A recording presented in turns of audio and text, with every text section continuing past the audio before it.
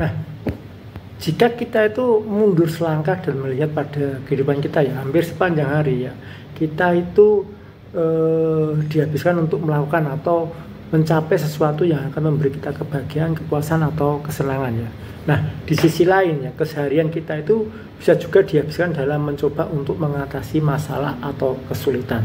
Nah, inilah yang kita rasakan dalam kehidupan sehari-hari ya. Dan terus bagaimana kalau kita cara kita sebagai manusia itu mengatasi kesulitan dalam kehidupan kita ya, karena kita itu sebisa mungkin ya kita mengejar aktivitas-aktivitas yang akan memicu ya timbulnya perasaan-perasaan menyenangkan ya, dan sebetulnya hal tersebut akan terlihat pada sebagian dari kita bahwa permasalahan-permasalahan yang kita hadapi jauh lebih besar daripada kesenangan-kesenangan dalam kehidupan kita.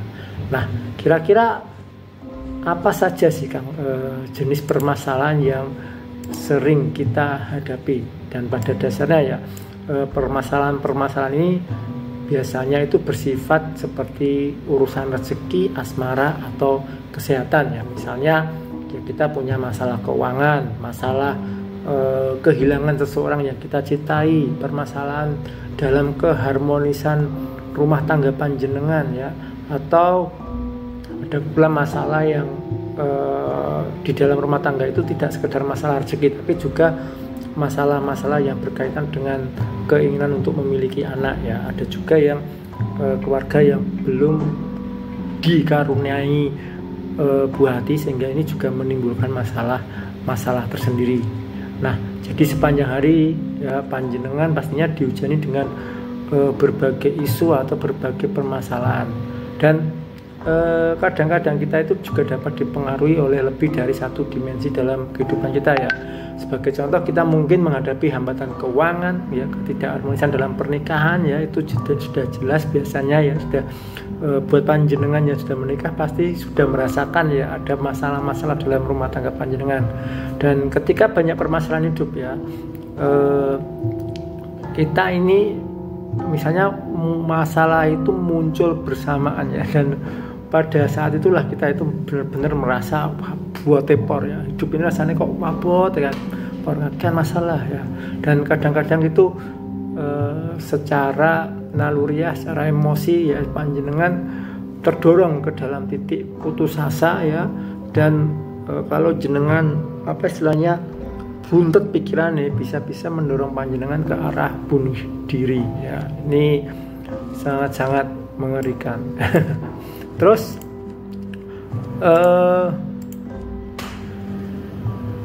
muncul pertanyaan dalam diri kita, terus bagaimana Kang kita itu bagaimana pada umumnya manusia itu mengatasi permasalahan dalam kehidupan ya. Jadi biasanya kalau saya lihat itu ada beberapa hal ya, di mana ini menjadi langkah kita dalam mencari solusi dalam hidup kita ya. Nah, secara ilmunya ya ada cara superficial ya, psikologi ya, psikologi itu masuk dalam kategori modern ya, dan cara spiritual ya. Jadi biasanya kita lari ke dalam tiga hal ini ya. Dan kalau kita di sini akan saya bahas satu persatu ya. Kalau yang contohnya ini yang superficial ya, cara ini adalah ketika panjenengan ini tidak mengatasi permasalahannya, tapi lebih pada mengalihkan pikiran panjenengan ini dengan memusatkan perhatian pada sesuatu hal lain untuk meringankan rasa sakit atau meringankan beban penderitaan panjenengan. Nah, contoh dari hal ini ya, misalnya kalau ada suami istri yang bertengkar ya, bukannya mau mencari solusinya tapi malah mencari pelampiasan ya. Misalnya sang istri lebih suka pergi shopping ya, suka belanja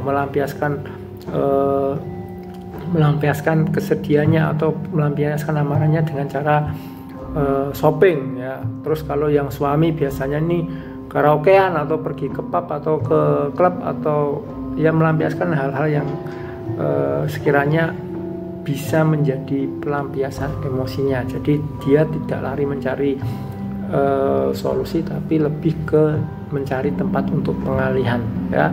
Nah, cukup banyak dari panjenengan pastinya ya menggunakan cara ini ketika ya akar permasalahan tersebut itu terlalu menyakitkan untuk diatasi. Terus selanjutnya kalau ada orang yang punya masalah itu juga ada yang lari ke psikologi ya, psikolog atau psikiater, dan ini masuk ke, saya rasa ini sudah menjadi ranah modern ya, karena ya mungkin sebagian besar dari panjenengan juga mencoba untuk mengatasi permasalahan dengan mengidentifikasi penyebabnya ya, menanggulanginya dengan bantuan ilmu pengetahuan modern ya. Hal ini termasuk saran para psikolog ya, bisa konsultan keuangan, konsultan rumah tangga, semacam itu ya. Dan di segi modern ini ya pastinya ada rumus ya, ada tahapan-tahapan ya, dan tahapan-tahapannya itu dari secara psikologi ada 3 langkah ya: mengidentifikasi permasalahan, terus mengidentifikasi penyebabnya ya, terus yang ketiga adalah menerapkan. Kalau sudah ketemu penyebab masalahnya, baru nanti ke arah penerapan solusinya. Terus langkah yang cara ketiga ya, beberapa dari panjenengan mungkin akan mencari pemecahan secara spiritual ya. Nah, diantaranya ada yang apa istilahnya, cara spiritual ini ada yang lari ke tokoh agama gitu ya, ada yang juga lari ke tokoh spiritual ya, atau melakukan kegiatan-kegiatan yang bersifat kerohanian ya.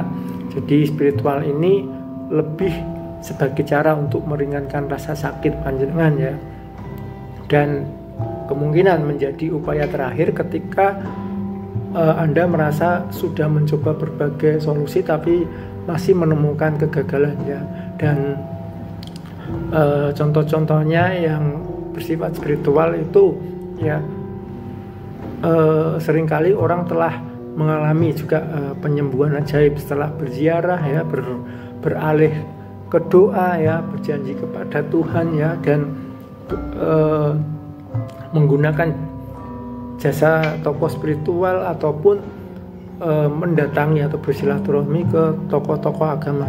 Dan ini sudah istilahnya menjadi solusi terbaik buat panjenengan ya. Tapi terkadang ada orang-orang yang mencari solusi dengan cara yang malah lebih merusak kehidupan mereka ya. Dan ini ada sebuah jurnal ya, di mana penelitian modern itu juga telah menunjukkan bahwa orang-orang yang lebih religius itu lebih cenderung terlindungi dari permasalahan-permasalahan yang mereka hadapi dalam hidup, dan dengan demikian lebih kecil kemungkinannya untuk terdorong ke situasi ekstrim yang membuat mereka kehilangan diri ya. Jadi orang-orang yang sifatnya spiritualis ya atau agamis seperti itu ya, itu malah lebih istilahnya lebih mudah ya, lebih terlindungi ya, dan lebih bisa menemukan masalah-masalah dengan cara-cara yang di luar logika. Dan ada penelitian yang dilakukan oleh Pusat Nasional Ketergantungan dan Penyalahgunaan Zat Terlarang ya, dari Universitas Columbia, itu ditemukan bahwa orang dewasa yang tidak pernah menghadiri pelayanan-pelayanan keagamaan ya, tidak pernah silaturahmi ke guru-guru, tidak pernah ya menggunakan jasa spiritual seperti itu ya,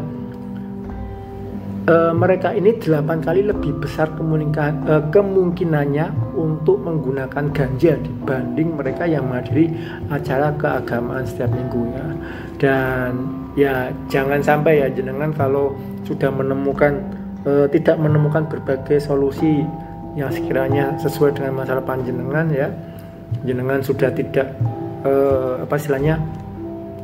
mungkin tidak menggunakan 3 cara tadi, malah lari ke dalam hal-hal yang sekiranya malah merusak kehidupan panjenengan, bisa lari ke obat-obatan terlarang atau hal-hal yang sifatnya ilegal ya, dilarang negara ataupun yang dilarang oleh agama.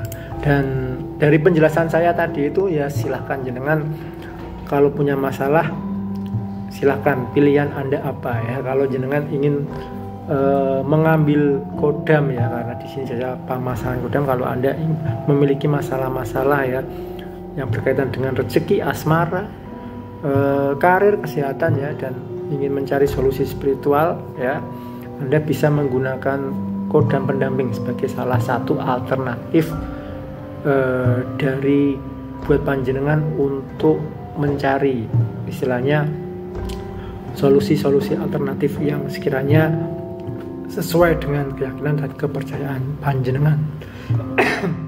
Dan kodam bisa menjadi salah satu alternatif solusi spiritual panjenengan. Nah, itu dulu, semoga penjelasan saya ini bisa menjadi gambaran atau masukan buat panjenengan ya, dan bisa menjadi apa istilahnya jalan panjenengan dalam menyikapi masalah-masalah yang Anda hadapi saat ini.